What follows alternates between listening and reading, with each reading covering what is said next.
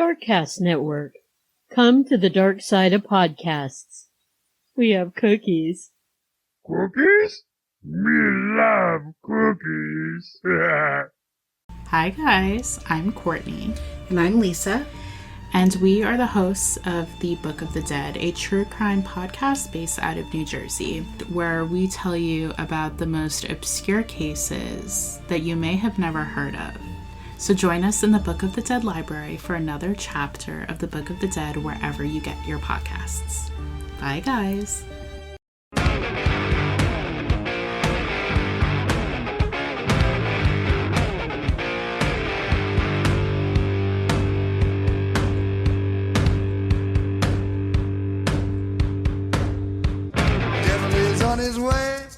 Devil is on his way. Devil is on his way, motherfucker. The devil gonna make you pay. Fall to your knees. Devil is on his way. Fall to your knees. Devil gonna make you pay. Fall to your knees. Devil is on his way. Mountain Murders is an Appalachian true crime podcast. Some content may not be suitable for all listeners. Listener discretion is advised. We say fuck a lot. Hey y'all, welcome back to Mountain Murders. I'm Heather. And I'm Dylan. Hey Dylan, how are you? I'm doing all right. I'm hanging in there. Well, I'm glad to welcome everyone back to Mountain Murders. I've missed discussing true crime with you this week, Dylan. Yes, always. It's always a bright spot in my week. It is. Being here with you and the listeners. I know, it's pretty great. Let's give a shout out to our newest patrons who have so generously sponsored today's episode. Yes, I would like to thank Charles and Jenny. They are sponsoring today's episode over there at the Patreons, right? Yes, Dylan. I see you're like vibing. You're feeling it. You know what? I'm just like, no matter what else is happening in my life, I'm just bringing nothing but positivity to the podcast. It is also Sunday. It is Sunday. The big game. It's time for the big foosball game, I've heard. The big game, yes. Yeah, will you be watching that later? Well, yeah, I mean, that is one of those sporting events that it might be the biggest one of all that people who, it doesn't matter if you watch sports or not, you can enjoy watching the game because there's so much going on and, all the commercials and things like that. And you never know what the halftime show is going to be, if it's going to be great or terrible or controversial. So you just never know what's going to happen. You might see a nip. Isn't Usher? Yeah. Isn't Usher performing at the halftime show? Yes. He's going to do it nice and slow. You love Usher. I used to dig some Usher song. You sing some Usher sometimes. Yeah, I can't really sing it. You love some Usher. Yeah, well, that's exciting. A few years ago when, was it like the Dre, 50 Cent? I want to say that was maybe 2 years ago. Oh my gosh, that was a badass halftime show. That was the best, in my opinion, the best halftime show since maybe Prince. Prince was a pretty great one. Okay. And me and Heather always think it's kind of interesting that they and performers they pick, they want to get somebody safe and they don't want any, no shenanigans or any of that. But it's always people from like our era that would, people we remember. I feel like they're purposely trying to hit a certain demographic and it would be folks from our generation. Yes, because I'm afraid for football's sake that the youth are really not that into it. You don't think that young people are going to be into the sports ball? I think their audience is slowly shrinking, like many other many other things and many other markets in our culture. We discuss this sometimes. Things that we feel in the future will fall by the wayside. They're going the way of the dinosaur. And you think maybe professional sports is one of those? I think professional sports, at least some of them, definitely. And we think things like having toys, the like boat, motorcycles, well, and it boats. does. It comes down to affordability, but that's not the only thing. They're just not into it. RVing, camping, boats, toys, motorcycles. I mean, and a lot of people would say, well, that's because they can't afford it. But I don't hear them even talking about like they wish they could get one. They don't care. Or having like the flashy sports car. Or the flashy, yeah. Like the Corvette that's garaged and you take it out like once every 6 months. I've got to say, the Corvette owners are aging at an alarming rate. And if you're out there and you're not 173 years old, old white man with a Corvette, then you're an anomaly. You're an anomaly because everyone I see, they're getting up there in age. I don't know what the vets are going to do. I don't know who they're going to sell them to.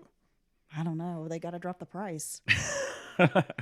and that really is Most the people key can't of afford it. to go around buying a $70,000 sports car. For People fun, don't. for People don't. kicks. Yeah, and people really can't afford some of those fun Well, things. yeah. I mean, right now people can't afford the basics, so definitely not going to be buying the extras. Well, Dylan, it is time for us to get into today's episode. Are you ready? I cannot wait. I've been digging around and have got a lot of information to share. There's so much dirt all over the place where she's been digging up these stories. It's true. Yeah, you like that? Yeah. Wow, it's I'm like, dirty in the studio. I'm all like Randy Travis. I've been digging up bones. I'm digging up bones. Yeah. I'm a digging up bones. Yes. I can sing Randy. There will be some folks who get that. All right. You done? You done digging up bones? You ready? I just can't wait to hear the story. I can't wait to see Okay. where this takes us. Well, it's an interesting piece of history that you may remember. We're going to go all the way back to August of 1990, Dylan. Oh, God, it was a blur. Saddam Hussein ordered the invasion of Kuwait in response to Kuwait's refusal to forgive war debt incurred by Iraq during the Iran-Iraq War of the 1980s. You know, I've heard, just right quick, I've heard a very interesting theory on that not that long ago, and I was kind of, gave me pause. Allegedly, Kuwait was drilling sideways and tapping into the Iraqi oil reserves that were officially theirs, no doubt about it, and that allegedly was the reason that Saddam made a move. And I think if that was true, which I'm not saying it is, most countries would respond to that if they found out that another country was doing that. So that's kind of weird. Well, this is the story we've been told. Right. Iraq's inability to repay a $14 billion debt, that would be $14 billion in US dollars, to the country that they had borrowed from Kuwait to finance its prior war with Iran. So Kuwait demanded repayment, and that was coupled with its surge in petroleum production levels, which kept revenues down for Iraq and further weakened its economic prospects throughout much of the 1980s. Kuwait's oil production was above its mandatory quota under OPEC, which kept international oil prices down. Iraq interpreted the Kuwait refusal to decrease oil production as an act of aggression towards the Iraqi economy, leading up to the hostilities. The invasion of Kuwait was immediately met with international condemnation, including in Resolution 660 by the United Nations Security Council, which unanimously opposed economic sanctions against Iraq in Resolution 661. British Prime Minister Margaret Thatcher and American President George Bush deployed troops and equipment into Saudi Arabia and openly urged other countries to send their own forces. An array of countries joined the American-led coalition, forming the largest military alliance since World War II. The bulk of the coalition's military power was from the United States, with Saudi Arabia, the United Kingdom, and Egypt as the largest lead-up contributors in that order. Saudi Arabia and the Kuwait government in exile paid out around $32 million of the $60 billion cost to mobilize the coalition against Iraq. 32 whole million? Billion. 32 billion. Yes. So Kuwait funded 32 billion of the Allied forces gathering. Of the 60 billion. Of the 60. Okay, I did not know that. President George H.W. Bush gave Hussein an ultimatum: get out of Kuwait or else. The Iraqi dictator refused, and by late February, coalition forces were several weeks into an aerial bombardment of Iraqi forces. So for the most part, the American public was standing behind the president's decision. President Bush had record-high approval ratings during this time. After the deep emotional scar of the Vietnam War, the country was swept up in a feeling of patriotism. American flags were everywhere. Vietnam veterans who had gone to war and come home to be greeted by protesters, hateful rhetoric, led the way in supporting the young men and women who were serving in the Persian Gulf. Yeah, and I remember this was one of the times in my young life. I was a little younger then. It really was one of the biggest patriotic moments that I remember as far as a country. And obviously 9/11 was another one when you really saw people kind of put their own differences, domestic differences and opinions aside and kind of join together. And it certainly was true during the first Gulf War as well. Yeah, I mean, I remember being in elementary school and doing like a show, like a play, putting on some sort of showcase for the veterans. And one of the girls in my class had an older brother who was in the military. I remember he came and we were all like, oh, wow. You know, yeah, right. He's a hero, you know. Well, yeah. It was a big deal.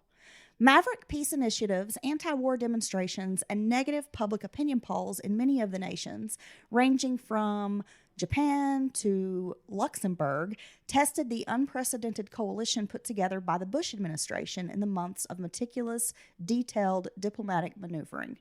So just before Christmas, Defense Secretary Dick Cheney said that he was troubled by varying levels of commitment in terms of willingness to use offensive military action to achieve our objective among the allies. Cheney pointedly excluded France and Syria from the list of nations he felt could be depended upon in the event of a military action.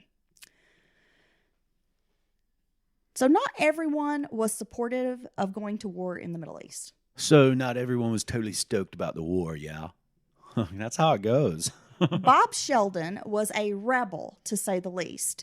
It can be reasonably said that Sheldon was an anarchist at heart. He was a man known for going against the grain and raging against the machine. So a man after my own heart, Dylan. Oh, yeah? Of course. You want to set it on fire? You know me. You want to watch it burn? I like to stir the pot a little bit. Well, I don't like when things go sideways, but when they do, and my opinion has been that it's going to the entire time, I get a little bit of satisfaction out of that. Robert Howard Sheldon was born on April 17th of 1950 in Denver, Colorado, to parents Howard and Dorothy Dot. Howard moved the family from Denver to Colorado Springs in 1956. He opened the London Shop for Men, which he owned for 40 years. He sold fine suits, casual, and sportswear for men. Bob attended Cheyenne Mountain High School and then Temple University, where he earned a bachelor's degree in nursing. It's not difficult to see how a young man from a good family could get swept up in the counterculture ideas of the 1960s. Bob was coming of age at a time when issues like civil rights, the Vietnam War, women's liberation, and these other kind of social causes started emerging. This generation gap. All these young people were kind of getting swept up in this, and then you've got older folks who don't understand any of it. It doesn't make sense to them. Right. But the younger people, they're just eating it up with a spoon. It was an era of change in identity, family unit, dress, sexuality, and the arts. And see, this happens, sometimes, many times in a society. Every generation's a little different, right? You got slightly different ideals, maybe different goals, different views and opinions. But every now and again, and I think mid-50s through 75 was a time in our country where the rift's so significant that it's like the older and younger generation don't even recognize each other anymore. Well, and I honestly think that's happening today. Would it be the silent generation versus the boomers? Right. I mean, that's really when you did have a bit of a gap. And I think there's a huge gap nowadays, but in the modern 2024 and the internet and everything moving so fast, it's maybe not so obvious that they just don't, I don't even know what generation it'd be, but the youngest generation and the generation in control right now, they don't understand each other at all. No. I mean, it's not even close. It's like they can't even communicate. I've tried. Right. Our politicians definitely don't seem to represent or have an idea of what we, the people, especially future generations, are going to want or value. There's a huge disconnect, honestly. And we could talk about that all day. But let's get back to Bob. So Bob resisted the draft during the Vietnam War and instead visited China and supported the Communist Workers' Party. Wow. He got involved in union organizing. Bob Sheldon wanted to change the world one heart and one mind at a time. So after this, he returns to Colorado. Then in the mid-1970s, he moved to Chapel Hill, North Carolina. And I listened to an interview with the NPR. There's an NPR station in North Carolina and they do a show called The State of Things. Okay. And they did an episode where they interviewed some of Bob's friends. And it turns out Bob moved from Colorado to Chapel Hill. Can you guess why, Dylan? Because he was following a lady. Oh, that's a really good reason to move across the country. He's following a lady. He done caught that scent. So he follows his girlfriend to Chapel Hill, and he first worked at the Cone Mills textile plant. which seems interesting. You've got a guy with a nursing degree going to go work in a textile factory. Yeah, in a area that has like, multiple university learning hospitals. But he got in trouble for trying to organize a union. So that didn't last very long. Bob then went to work for the University of North Carolina Infirmary on campus at the University of North Carolina at Chapel Hill. And during this time, Bob began wearing a red beret around town. Wow. Now, I hope everyone listening can understand that would be inflammatory. I mean, he's not making mild statements about what his opinion is on politics or society. This isn't that long after the Red Scare in the 50s. You know what I mean? Right. McCarthy and their literal witch hunts and blackballing in Hollywood and all that. So this took some... the House of Un-American Activities. I mean, yeah, this is just what, 10, 20 years earlier? Yeah, this took some balls is all I'm saying.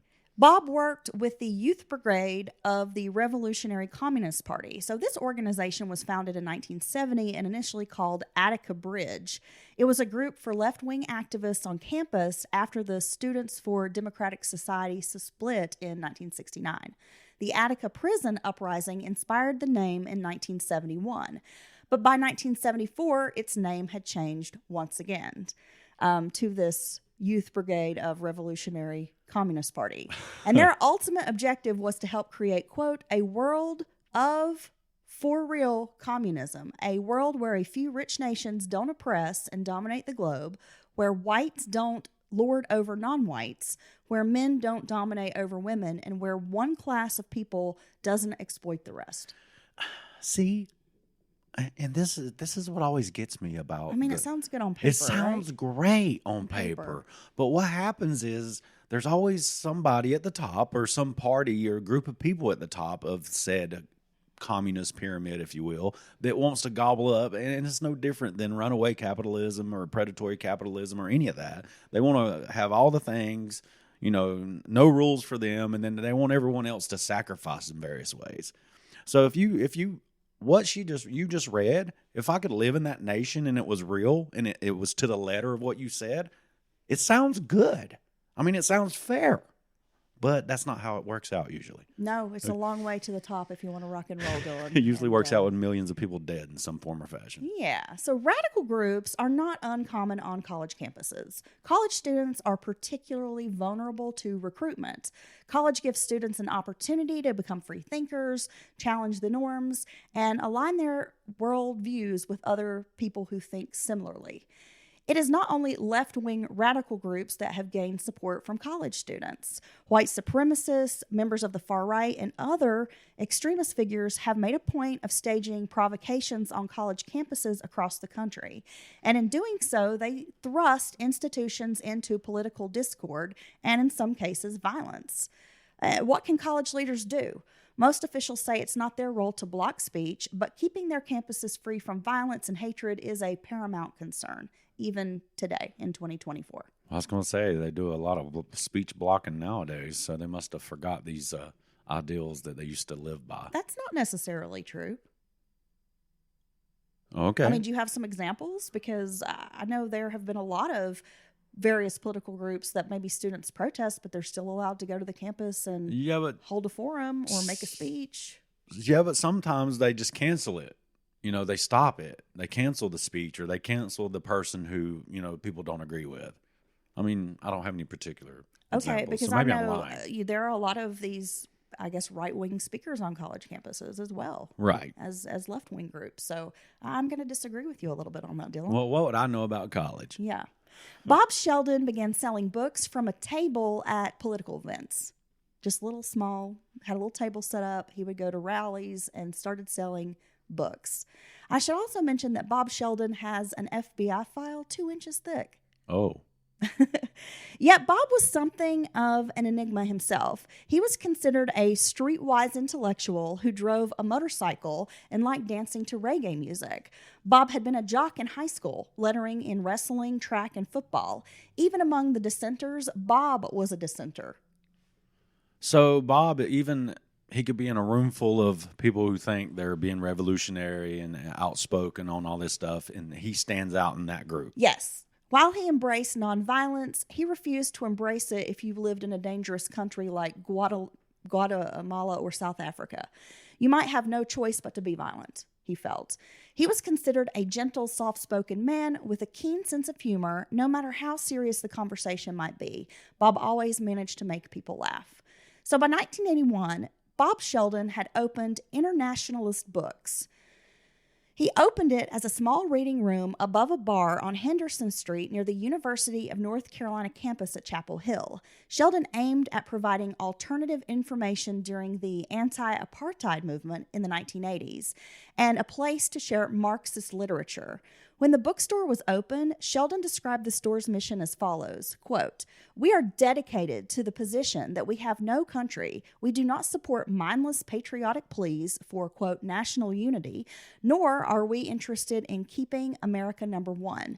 We support the unity and liberation of oppressed people worldwide and are working toward the day when all oppression and inequality will be removed from the earth." Internationalist Books sold new and used books, alternative magazines, local and small press items, fanzines, and sidelines. Since its founding, the Internationalist grew into a center of activism, political discussion, creative grassroots organizing, and a space which brought together people of all ages, sexual orientation, ethnic background, political beliefs, and gender identity. Wow. That seems rather forward thinking So it for the evolves time. from simply a reading room to this a kind of an amazing space where people can come together with their different thoughts and ideas, engage in these discussions, meet like-minded people, debate each other. You reckon they smoke some pot up in there? I don't know, Dylan. What do you think?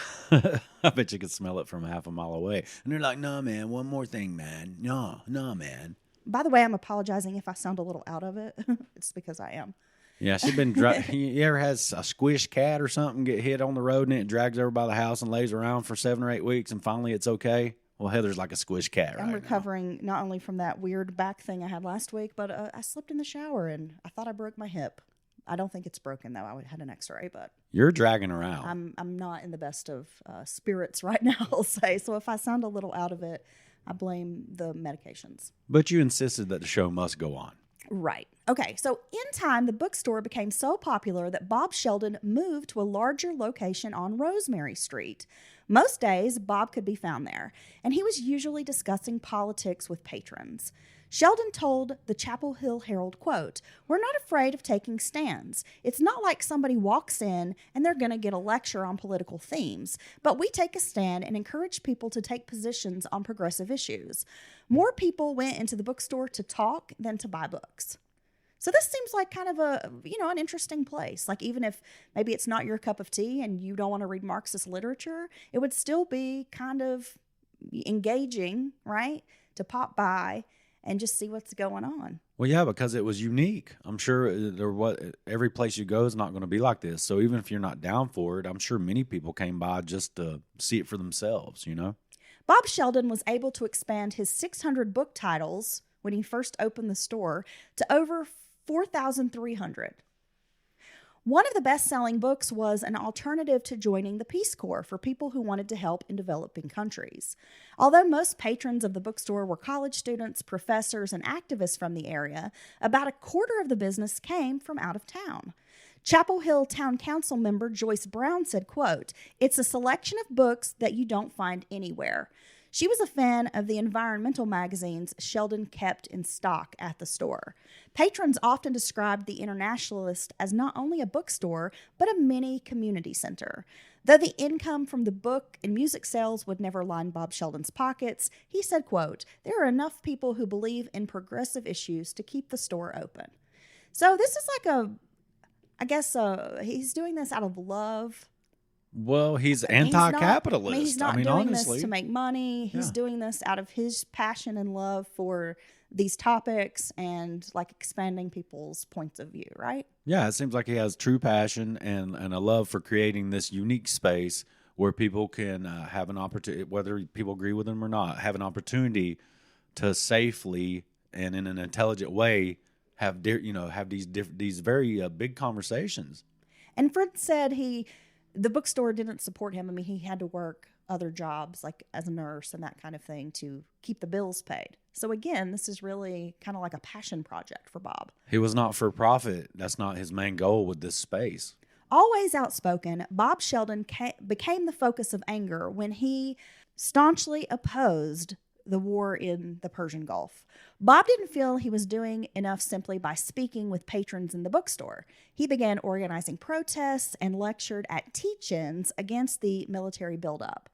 After the bombing started, Bob Sheldon appeared on local news speaking out against the war. And though Chapel Hill is considered a liberal area, it is sandwiched among many conservative small towns in the eastern part of the state.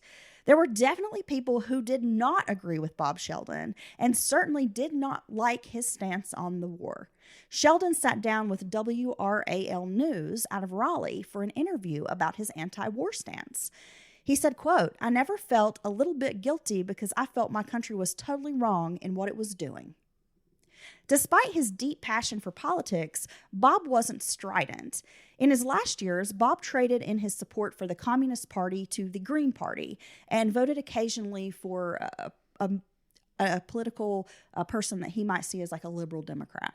Oh, okay. Right. So he's not, I guess, as strict as he had been maybe in his youth. Even in the modern day, the last map I looked at, a couple of years ago, this area you're describing, Chapel Hill, Raleigh-Durham area, is a little speck of blue and everything else is red all around it. Yes. Bob Sheldon spent the evening of February 21st, 1991, closing and tidying up the bookstore. He had plans to meet up with his friend Ken Kay after work. It was a normal night in Chapel Hill. Halfway across the world in the sky over Iraq and Kuwait, the U.S. military flew combat missions against the invading forces of Iraqi dictator Saddam Hussein. On that night in February, Ken Kay arrived at the Internationalist around 9 p.m. to find his friend Bob Sheldon lying in a pool of blood on the floor by the front counter. Oh, my God. You weren't expecting that, were you? Well, no. So he's coming, just figuring it's going to be, another normal evening at the bookstore. Here's some good conversation, maybe some heated debate. And boom, discovers his friend dead. Kay quickly called 911. Bob Sheldon was rushed to the hospital where he lived for 24 hours before succumbing to his injuries. Bob Sheldon had been shot in the head with a small caliber pistol. The shot was fired from less than 10 feet away. There were no signs of a struggle. Later, the cash box will turn up missing, which will cause investigators to settle on robbery as a motive. Yet friends and members of the community believe Bob was murdered due to his political beliefs. The timing of his death was too significant to ignore. His recent television appearance had angered many viewers. Many local viewers. I mean, this is a local market. It's not international TV or anything. It's just... if someone's like, I'm going to go find that guy and kick his ass, they literally can find you. They know where you're at. I'm sure everyone around knows about the bookstore, right? Yeah, it's not hard to find. No. This was North Carolina, after all, Dylan, a state which elected Jesse Helms to the Senate. Oh, my God, don't remind me of that one. In the not-too-distant past, Klansmen had killed members of the Communist Workers' Party and were never convicted. Let's talk about that. That's disgusting. What became known as the Greensboro Massacre was a deadly confrontation which occurred on November 3rd of 1979 in Greensboro, North Carolina, when members of the Ku Klux Klan and the American Nazi Party shot and killed 5 participants in a, quote, death to the Klan march, which was organized by the Communist Workers' Party. The event had been preceded by inflammatory rhetoric. The Greensboro City Police Department had an informant within the KKK and the American Nazi group who notified them that the Klan was prepared for an armed violence. As the two opposing groups came in contact with each other at the onset of the march, both sides exchanged gunfire. The Communist Workers' Party and its supporters had handguns, while members of the KKK and the ANP had a variety of firearms. The people who were killed included 4 members of the Communist Workers' Party who had originally come to Greensboro to support workers' rights activism among mostly black textile industry workers in the area. In addition to the 5 deaths, 9 demonstrators, 2 news crew members, and Klansmen were wounded. Man, just all out Violence breaks out. I mean, if you're part of a protest like this, I've certainly never been, part of anything to this degree. But during such inflammatory times, I mean, you take something like the Klan. I mean, it's almost legendary status of shitbirdness. I mean, honestly, really. And No wonder they cover their faces. yeah, I mean, They should only be cowards cover their ashamed. faces. I've always thought that, even as a young, very, very young child. I was always like, if If you're not brave enough, if you believe in what you're to- doing, to why do you stand cover with your face? With your face shown, then maybe you shouldn't be part of Yeah. that group, right? If you think you're right, Seems then- very cowardly to me. But yeah, but I don't think anyone ever expects this type of violence to truly happen in like a public setting like this. 2 criminal trials of several of the Klan and ANP members were conducted by state and federal prosecutors. In the first trial, conducted by the state of North Carolina, 5 were charged with first-degree murder and felony riot. All of the defendants were acquitted. In 1980, the surviving protesters, led by the Christic Institute, filed a separate civil suit against 87 defendants. The suit alleged civil rights violations, failure to protect demonstrators, and wrongful death.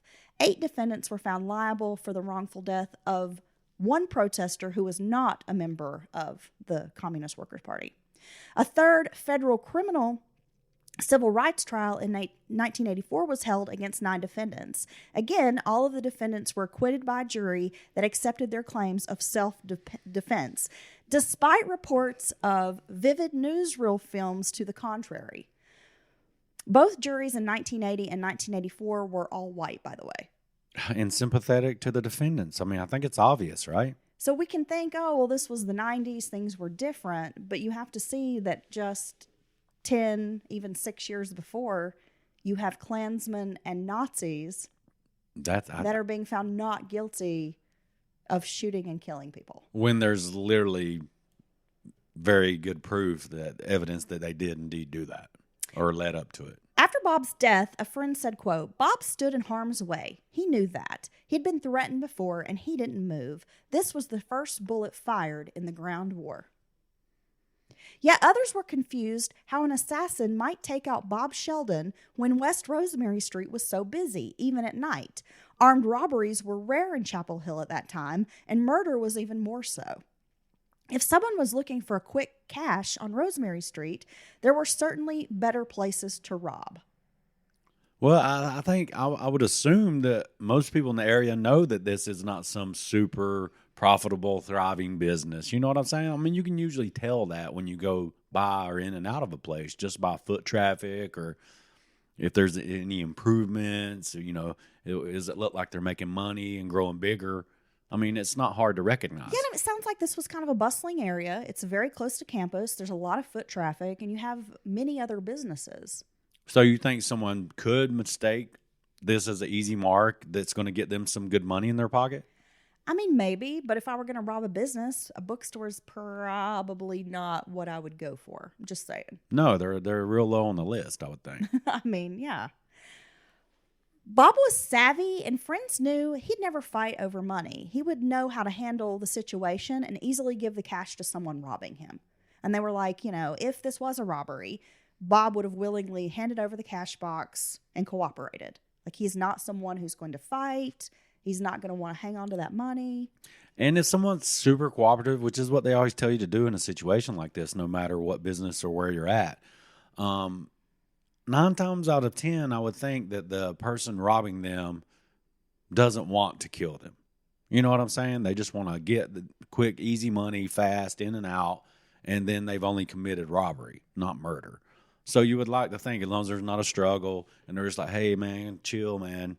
Here's the money. I don't want any trouble. It's very rare, I think, that somebody would go ahead and just shoot someone anyway. So I agree with what his friends are saying. A female witness told investigators that she saw Bob talking to 2 white males about an hour before Kay found him. He was on the shop's porch with a white male that had dark hair and another white male with strawberry blonde hair. And they seemed like they were engaging in maybe like a heated discussion. But then again, this is not unusual because Bob's always engaging in heated discussions with people. It's, right. You know, these fiery discussions. It's kind of the point of the bookstore, yeah? The Chapel Hill Police Department searched the store and spoke to as many witnesses as they could, but found few clues. Nothing offered up a solid lead in the case or a viable suspect. Sadly, when Kay discovered Bob, he was already teetering on the brink of death. Therefore, Bob was unable to offer up any indication about who might have shot him or why. See, I was curious of that, his 24 hours in the hospital. I was wondering if he was lucid or not, or just basically like in a coma because he'd been shot in the head. At a close, that's less than 10 feet away. That's a very close shot. Well, I was just really curious if they could get any information out of him at all, but it sounds like not. Several days after the shooting, nearly 500 people packed a church to mourn Bob Sheldon's death.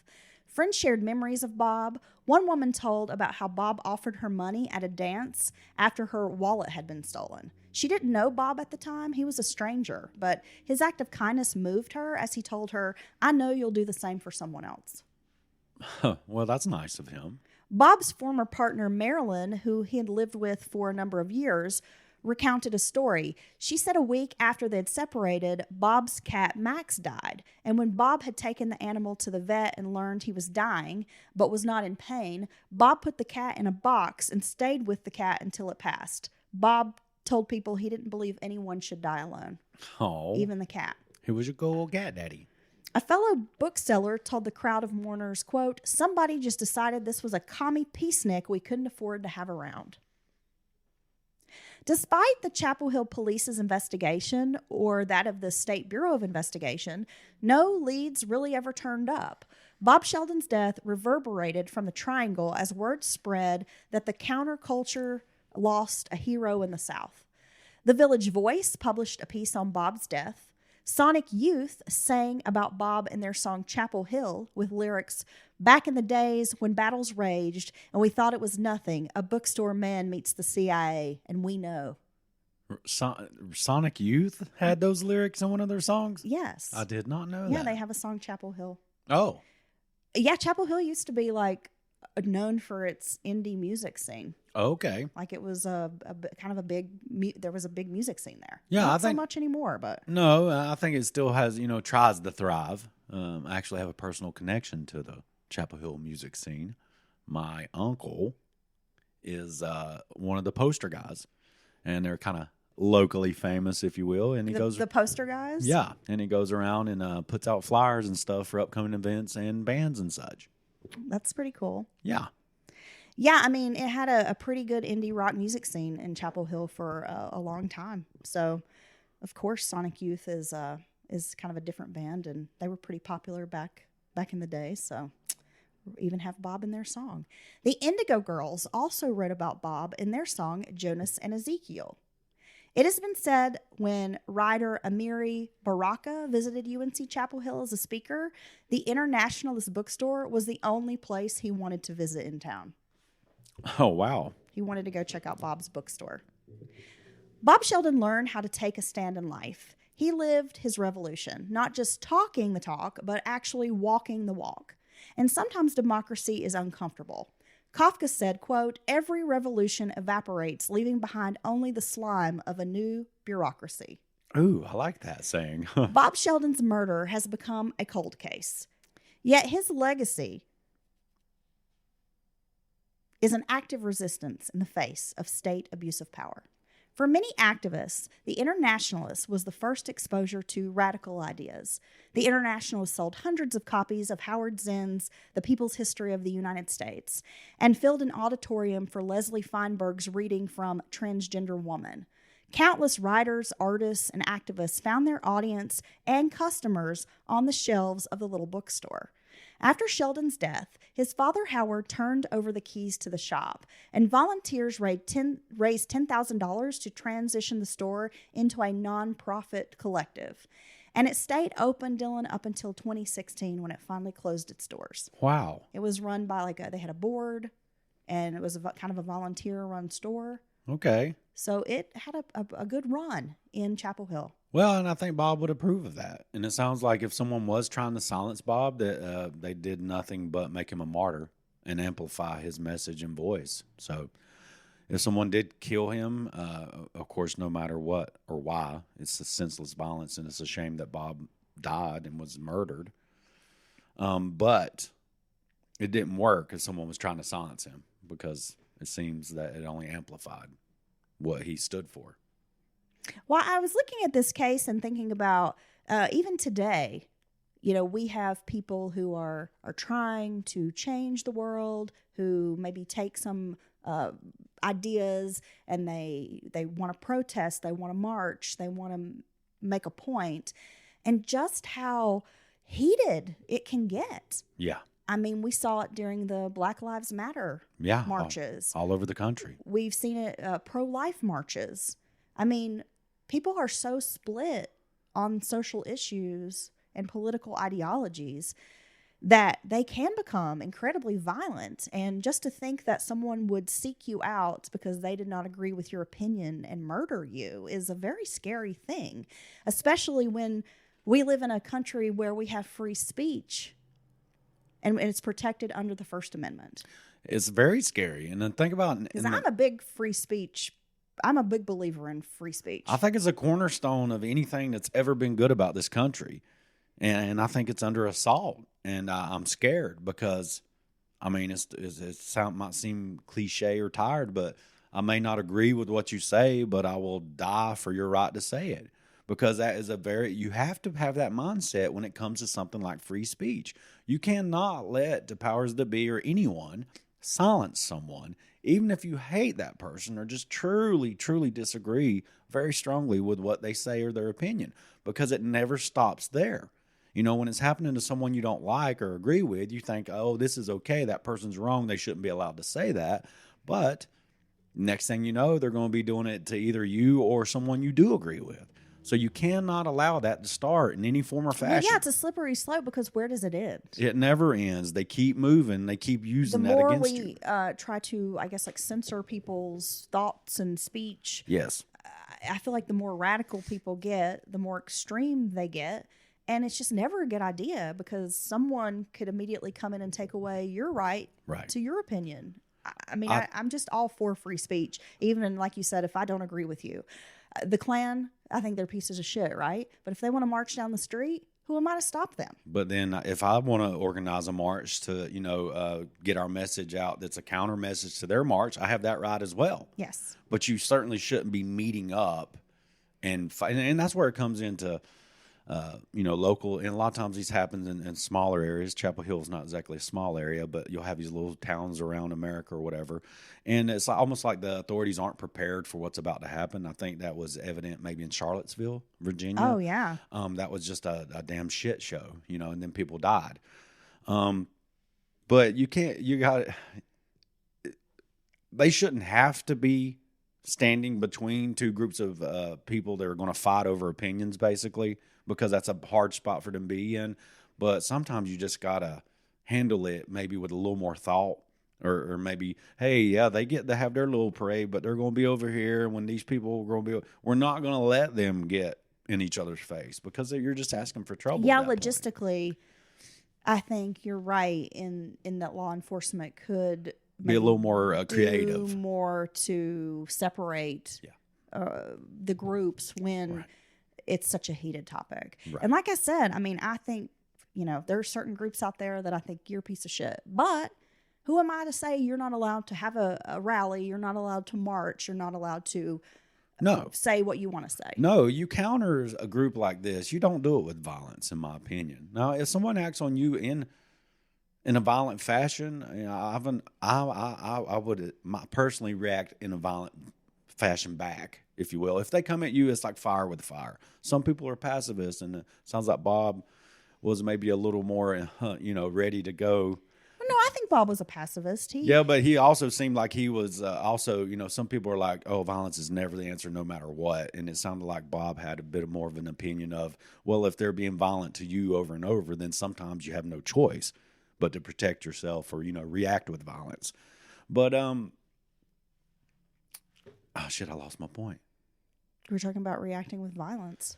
Well, yeah, reacting with violence, but instead of reacting with violence, is you just react to these shitty people, these shitbird groups, clans, racist, any of that, with facts and proper rhetoric, well-defined, well-researched facts. And that's how you that's how you stop groups like that. And unity. You stand together and you don't let them start infighting or any of that. in your own groups, and you just stand unified. Yeah. Well, I'm reminded of a few years ago. I organized a rally in town. You did? On a pretty hot button issue. Yeah, it was Dylan Day. Yeah. And we had a group of mostly females who were participating in the event. Mm-hmm. And it was a very peaceful event. You know, we had a few speakers, we had some signs, we just did our thing. And there was a militant group of men. I don't know if you can call them that. They were so No, dumb. they call them, there's some mountain militia group. Oh, That's my what they call God. them. I don't know. They have a name, okay, Dylan? They're like in a club. Okay. These armed men showed up, stood across the street from us, open carrying, and were like flipping us off and screaming at us and yelling obscenities. And the law, in our local law enforcement, made sure we stayed separate. They did. I must say that. But I just they handled remember it well. thinking, I mean, I was like, yeah, you have every right to come and say what you want. But at the same time, why are you trying to intimidate a bunch of women with your guns? Like, you can't just show up and make a point. Right. You have to show up with your gun. Yeah. Oh, yeah, you're a big man. Well, I know why. I mean, it was ridiculous. And it made me laugh because I was like, what a bunch of pussies. It's a bunch of insecure men who the last thing they can deal with is a strong, opinionated woman who's intelligent and fucking cute like my wife. Oh, thanks. And there was a bunch of other cute, intelligent, strong, opinionated ladies out there. And these types of guys, I told you just the other day, I don't get it. I just thought it was men- funny because I'm It was like, hilarious. okay, little man. Right. Yeah, wave your gun around. You're really into because I'm like, you don't scare me. No, but they did. Take the gun off and cross the street, mofo. But they did scare some of the participants Well, that they you had there. did. Because I had to There were walk some of the. several members of the group who you had to escort them. I had to escort them basically by those people and around back behind Main Street to their cars because they didn't feel safe. And of course, I'm just like, yeah, let's fucking go, bud. I will do anything to protect a woman. I mean, I really will because that's so wrong. Or anyone, male, female, whoever. If I feel stronger at the moment and they need to lean on me, I will, because it's wrong to intimidate like that. And honestly, I'm all for open carrying gun laws. I'm all for. I'm not against it, but when I you just show think up, but there should be rules. when you're showing up to That's a intimidation. protest, yeah, There should be rules to it. It's like, come on, guy. Right. You're showing up to an event where it's primarily a group of women and they're all unarmed. Yeah. And they're just having a peaceful event. All they got is And you want to show up with your guns and start acting all tough and calling us whores and bitches and whatever. Those people were thanks, bud. so gross and Yeah, trashy. yelling at. I mean, there were elderly women there, and they were like telling these elderly women, like, "You're a bunch of whores." And I'm like, "Wow, you're real classy guys." Their family tree went Just straight up. ridiculous. So who knows if Bob was the victim of a robbery or if there were political motivations involved. But it is a very sad story and one that I was not aware of.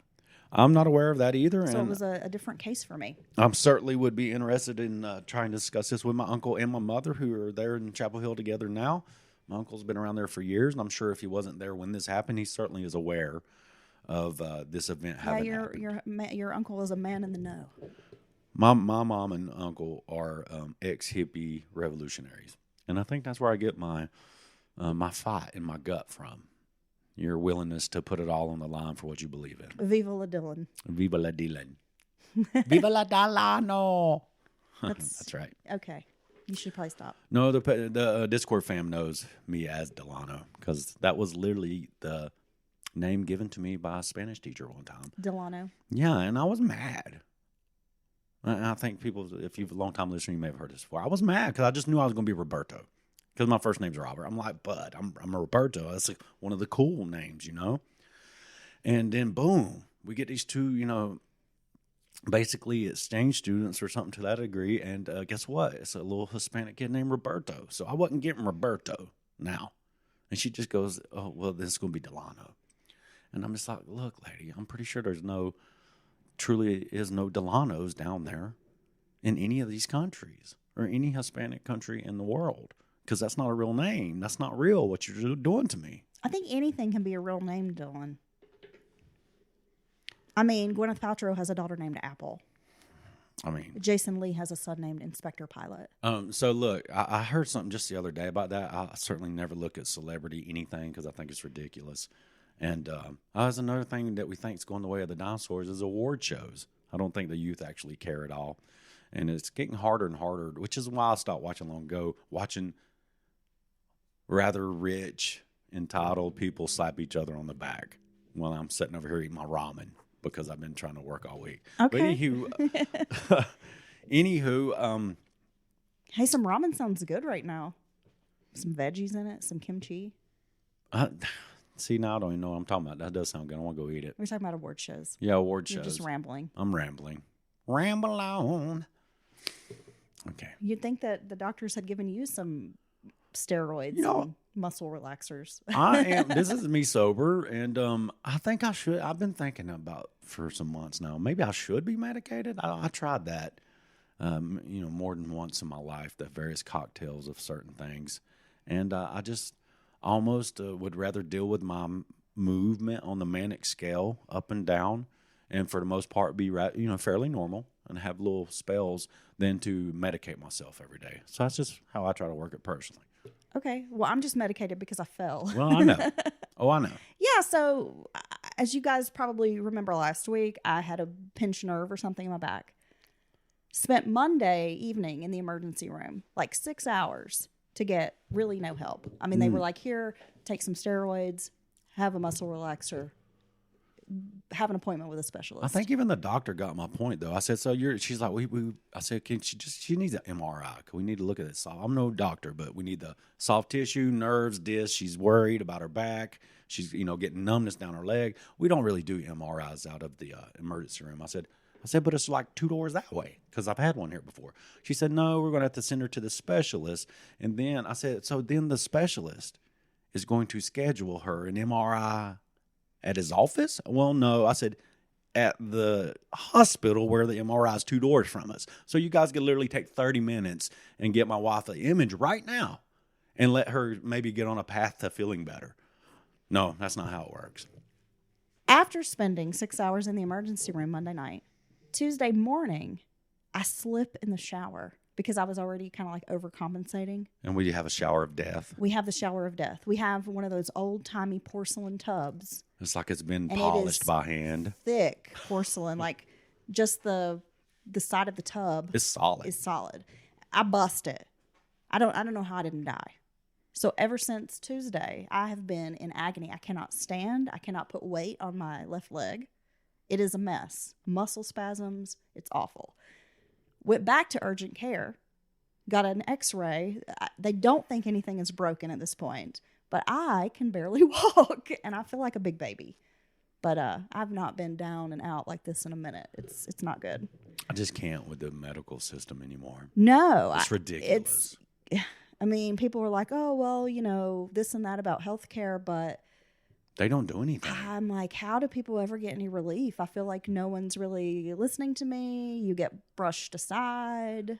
Maybe other It's people. appointments with like all these different doctors. It's all these different copays. Maybe other people have a better time dealing with the medical system. In our area, Rural healthcare around here is not very good. and both mine and Heather's experience is just, it's lost. It has no direction. It's just, you got all these different, investment groups buying hospitals, selling hospitals, buying hospitals, and it just doesn't work. It's like a whole broken system. It's ridiculous, and that's why I don't even go.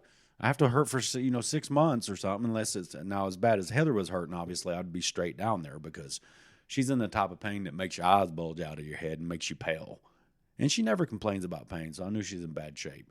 But she just can't get any help I've around had a here. rough week. I'm going to have to take you down there to Chapel Hill around the universities and take you to them clinics. Somebody needs to do something, bud. I can't live like this much longer. This is bad. All right. Is that it? It We is, done? Dylan. That has been the story of Bob Sheldon. And we will be back with a midweek You better on believe it. Wednesday. So don't forget to check that out. We've got a few Patreon episodes we are about to drop.